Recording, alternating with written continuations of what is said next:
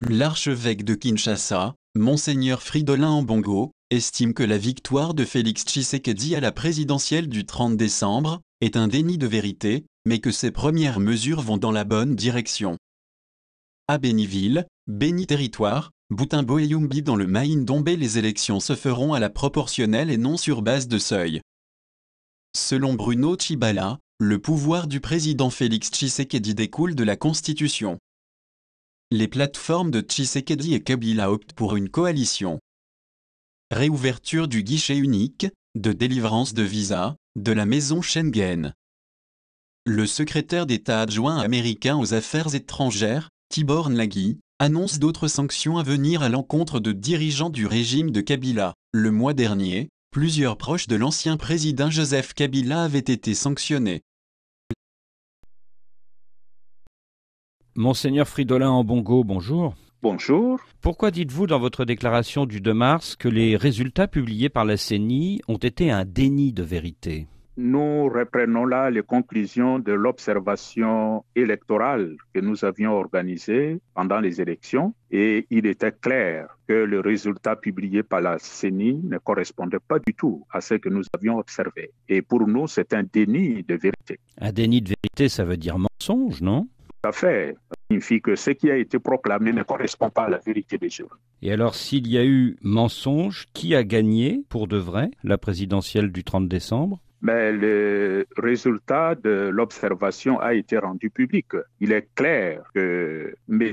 Martin Fayoul avait obtenu beaucoup de pourcentage, au-delà de 60. Je crois que ça, c'était un fait qui a été établi. Comme il n'appartient pas à nous de proclamer le résultat, les instances compétentes ont fait ce qu'elles ont fait, mais cela n'enlève en rien à la vérité des urnes, même si la notion de vérité des urnes dérange certaines personnes, mais la vérité est têtue. Donc la vérité, c'est que Martin Fayoulou a gagné la présidentielle du 30 décembre. C'est ce qui a été observé par notre service. Et à l'issue de l'annonce de la victoire de Félix Tshisekedi, vous avez eu cette première réaction, c'était sur France 24. Ma peur est qu'il n'y ait pas de changement, que ce soit le même système qui continue. C'est justement ce que nous avons mis en évidence dans notre message. Parce qu'une chose, c'est la vérité des urnes. Le résultat proclamé ne correspond pas à la vérité. Ça, c'est une chose. Mais autre chose, c'est la réalité. La réalité aujourd'hui, c'est qu'il y a quelqu'un qui est aux affaires et nous devons composer avec lui. Nous avons donné le message en disant aux nouveaux dirigeants que même si les élections se sont passées de cette manière-là, ils peuvent transformer le mal en bien et se mettre au service du peuple. Nous avons recommandé aux nouveaux animateurs de rompre avec les vieilles pratiques qui ne mettaient pas le peuple au centre de leurs préoccupations. Et c'est-à-dire que vous avez moins peur aujourd'hui que lors de votre déclaration à France 24 le 22 janvier dernier ? Je dois dire, la vérité, c'est que le premier pas du président Félix Tshisekedi vont dans la bonne direction. Les mesures qu'il a prises jusqu'à maintenant vont dans la bonne direction. Naturellement, le gouvernement n'est pas encore formé. Nous ne connaissons pas encore exactement l'équilibre de force entre les instances qui seront au Parlement et au gouvernement. Donc, nous restons prudents. Donc, vous tournez la page du contentieux électoral ? Mais nous, on n'a jamais été dans le contentieux électoral. Ce sont les politiques qui sont dans ces domaines-là. Nous sommes limités à notre rôle de prophète. Et le rôle du prophète, c'est de dire la vérité, même si tout le monde n'est pas disposé à accepter la vérité. Mais nous ne sommes pas des prophètes tournés vers le passé. Nous sommes des prophètes tournés vers l'avenir. Malgré ce qui a été, il est important d'aller vers l'avant. Et si vous vous tournez aujourd'hui vers le président Tshisekedi, est-ce aussi à cause de la dissidence des évêques de l'Assemblée épiscopale provinciale de Kananga qui, le 26 janvier dernier, se sont réjouis ouvertement de l'élection de Félix Tshisekedi? Il s'agissait donc des évêques du Kasaï. Nous venons de terminer une réunion du comité permanent avec nos confrères du du Kasaï. Et je peux vous dire qu'il n'y a jamais eu dissidence des évêques du Kasaï. Ce que nous devons toujours retenir, c'est qu'un évêque est toujours du côté de son peuple. Et il est clairement établi que dans la partie du Kasaï, M. Félix Tshisekedi a été élu. Pour les gens du Kasaï, le fils du coin a été élu. Alors quand les évêques se prononcent, mais ils se prononcent aussi comme pasteurs du peuple de Dieu qui est au Kasaï. Mais quand nous nous retrouvons ensemble, nous voyons la chose au niveau national. Et en regardant le résultat au niveau national, tous les évêques du Congo, y compris ceux du Kasaï, nous avons signé la déclaration que nous avons rendue publique hier. Alors vous dites que les premières mesures du président Tshisekedi vont dans la bonne direction. À quelles mesures pensez-vous? Pour le moment, on ne peut le juger que sur sa déclaration d'intention générale. Le premier discours qu'il a donné jusque-là va dans la bonne direction. Il a commencé quand même à refaire les relations entre notre pays et la communauté internationale, notamment la question du visa, la maison Schengen. Il s'est engagé à faciliter la libération des prisonniers, le retour des exilés. Sur le plan social, il annonce des mesures et si ça entre effectivement en application, je crois que ça pourrait générer le développement du pays. Et le blocage des comptes publics par Vital Kamerhe afin d'empêcher les ministres sortants de partir avec la caisse? Je peux comprendre que M. Kamerhe, après quelques semaines dans ses fonctions, s'est rendu compte qu'il y a risque. Et si c'est vraiment pour protéger le patrimoine national, je ne peux que soutenir sa décision. Dans votre déclaration du 2 mars, vous dites que le peuple congolais ouvre la voie à l'alternance pacifique. Voulez-vous dire qu'avec Tshisekedi, il peut y avoir alternance? Ce qui s'est passé, c'est que le peuple s'est exprimé pour une alternance démocratique. Et là, nous saluons la maturité citoyenne de notre peuple. Ce qui a été proclamé, même si ça ne correspond pas exactement à la volonté du peuple, mais nous reconnaissons quand même qu'il y a eu une forme d'alternance. Et là, nous pensons que ça va dans le sens où si c'est vraiment consolidé, ça peut renforcer la démocratie au Congo. Mais bon, il y a encore des pas à faire. Vous dites que pour l'instant, chez Félix Tshisekedi, il n'y a que des paroles, pas d'actes. Est-ce que le futur Premier ministre issu de la majorité pro-Kabila ne risque pas d'empêcher ce que vous désirez, c'est-à-dire l'alternance? Effectivement, nous avons un peu quelques soucis de ce côté-là parce que nous saurons quelles sont les marges de manœuvre du nouveau président quand le gouvernement sera composé. Mais jusque-là, on n'a pas encore nommé un Premier ministre. Nous ne connaissons pas la composition du gouvernement. Alors, c'est difficile d'évaluer la marge de manœuvre du président au point où nous en sommes aujourd'hui. Mais notre souhait, c'est que,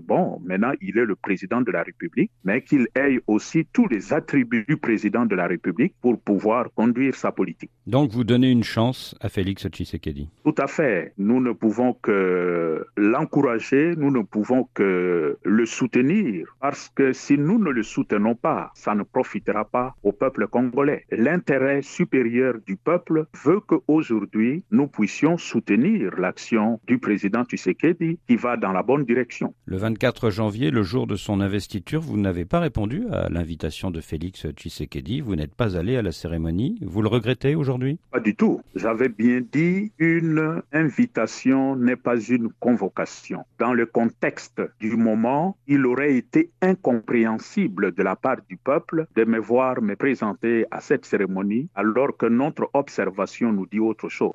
Ça aurait été une contradiction de ma part. J'ai voulu être logique avec moi-même. Cela ne veut pas dire que le président qui a été proclamé et reconnu par la communauté internationale ne fait pas son travail. Il est aux affaires, ça c'est un fait. Aujourd'hui, il est là. Nous serons obligés de travailler avec cette institution, président de la République. Votre prédécesseur, le cardinal archevêque Laurent Monsenoud, vient d'affirmer avec Félix Tshisekedi, c'est le même régime, rien n'a changé, au contraire, c'est un président nommé. Est-ce qu'il n'y a n'y a pas une divergence de point de vue entre Monseigneur Monsenwo et vous aujourd'hui? Mais ce que dit le cardinal, c'est ce que tout le monde craint, c'est-à-dire la marge de manœuvre du nouveau président par rapport à l'ancien système. Je crois que c'est ça que le cardinal est en train de mettre en évidence. Et là, nous partageons cette crainte. C'est pourquoi je dis, attendons d'abord la nomination du Premier ministre, attendons la composition du nouveau gouvernement. C'est là que nous verrons s'il y a un changement en profondeur ou c'est tout simplement une alternance de façade.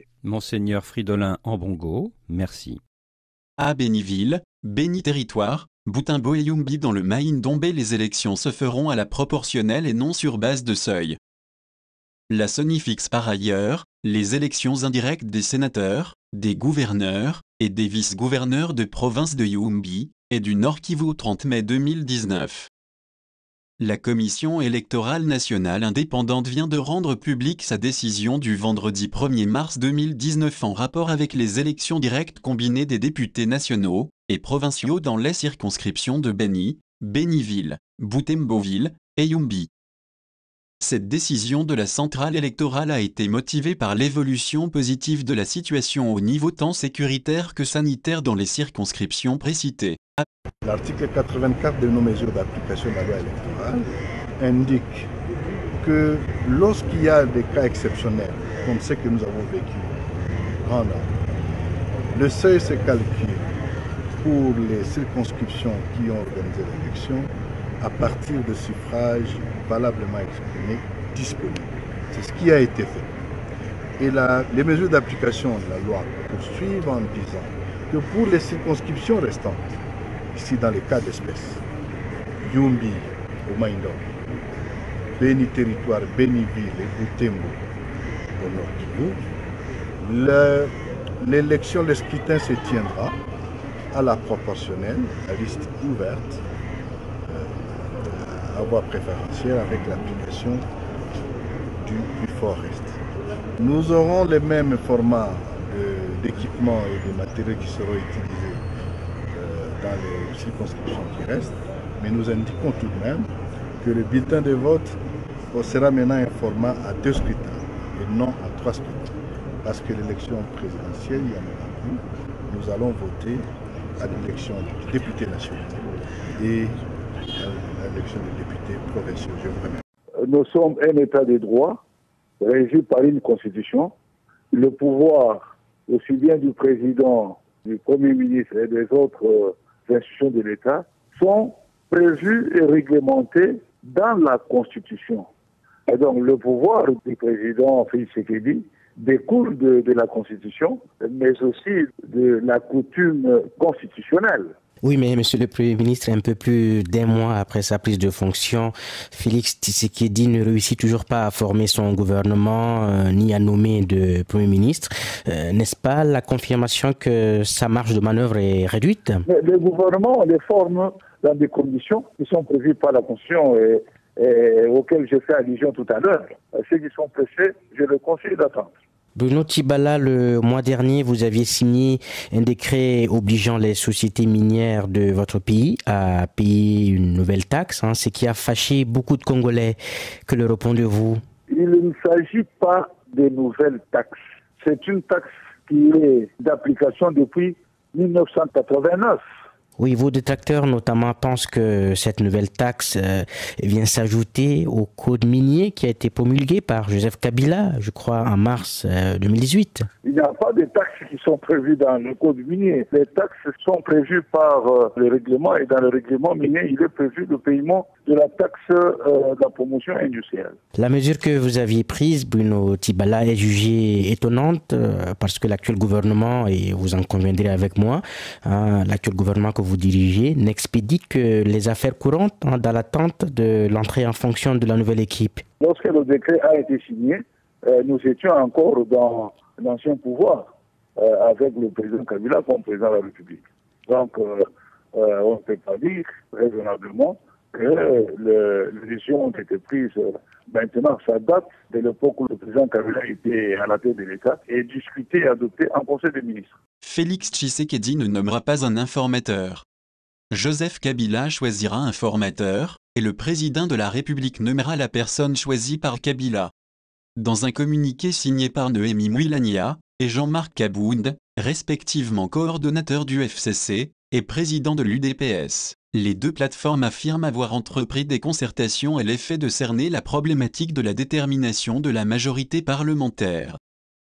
Soucieux de préserver, dans l'intérêt supérieur de la nation, les acquis de l'historique passation pacifique du pouvoir qui a eu lieu le 24 janvier 2019, de conforter le climat ambiant de paix, ainsi que la stabilité du pays, d'assurer la bonne gouvernance et le bien-être du peuple, et à cette fin, de faciliter la mise en place rapide d'un gouvernement de plein exercice reflétant la volonté du souverain primaire, telle qu'elle ressort des résultats des élections présidentielles et législatives du 30 décembre dernier, et disposant de la légitimité nécessaire pour notamment faire face aux urgences du moment, le Front commun pour le Congo, FCC en sigle, et le Cap pour le changement, CACH en sigle, ont entrepris des concertations à l'effet de cerner la problématique de la détermination de la majorité parlementaire. Après des échanges et débats fructueux, qui se sont déroulés du 4 au 6 mars courant, il se dégage que le Front commun pour le Congo détient, de manière documentée, la majorité absolue à l'Assemblée nationale au sens de l'article 78 alinéa 1er de la Constitution.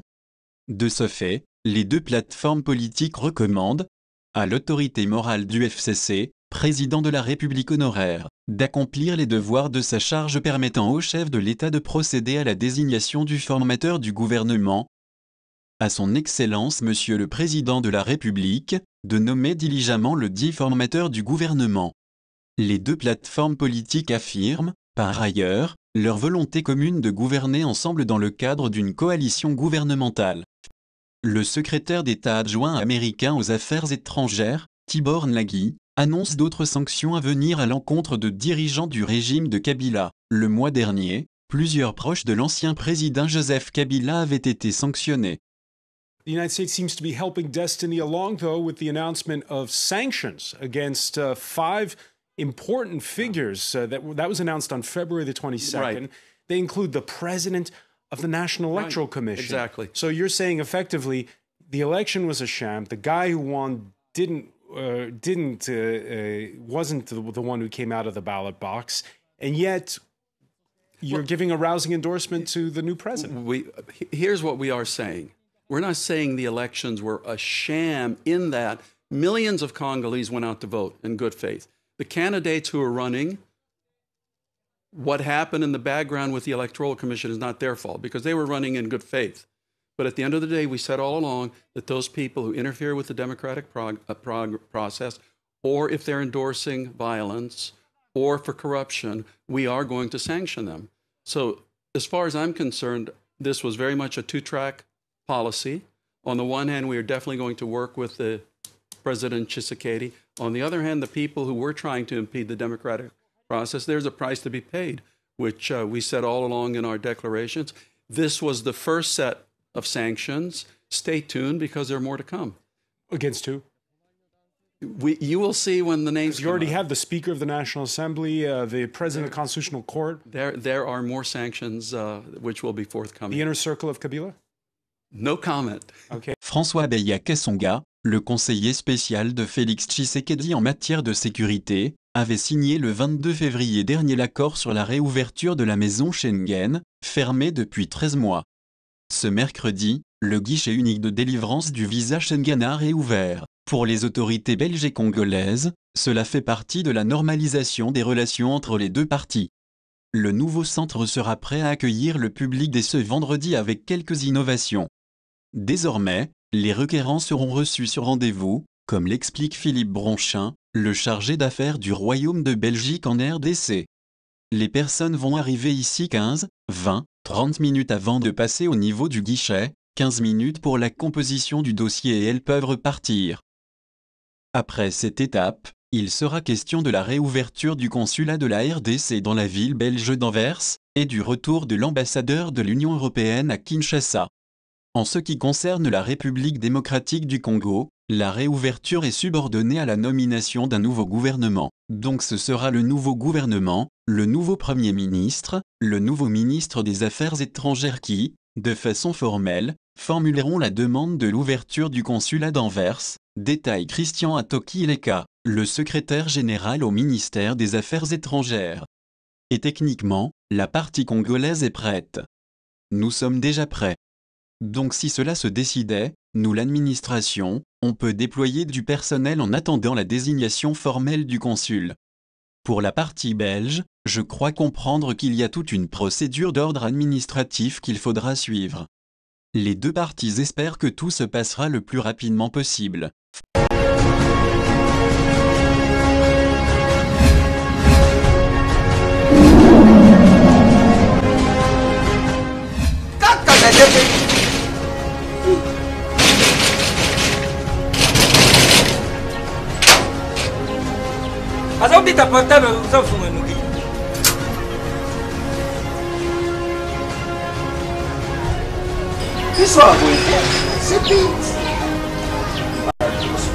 Ah merci!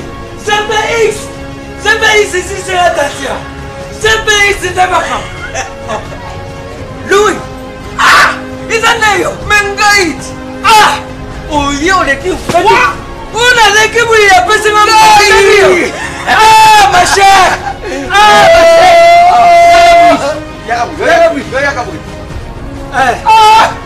Ngale lobi oyo biso to mesana kanda te awa mutu nyoso soka koti abimaka de service mais ma chère GPX oyo izali GPX 10 ans de service 10 ans de service numéro 1 na makambo kotinda biloko uta Londres pe Kisasa batate ebele bakufi badali na sama bele oyo soku namsi bango bandu yuka moko likamu na ye izali na baagence msusu bazala cause ya bamatanga msusu tango na yuka kiri sorule GPX mbala moko na Kisasa adresse na biso ezali moko na Lopoli 73 place tozali facile na Londres kuna ezali kaka na esika stade ya Tottenham ezalaka ndinga esika bana na biso bazali et puis bokosela te GPX eza kaka moko boyo badongola miso Buzakewa, Butiba desordre, Bukei,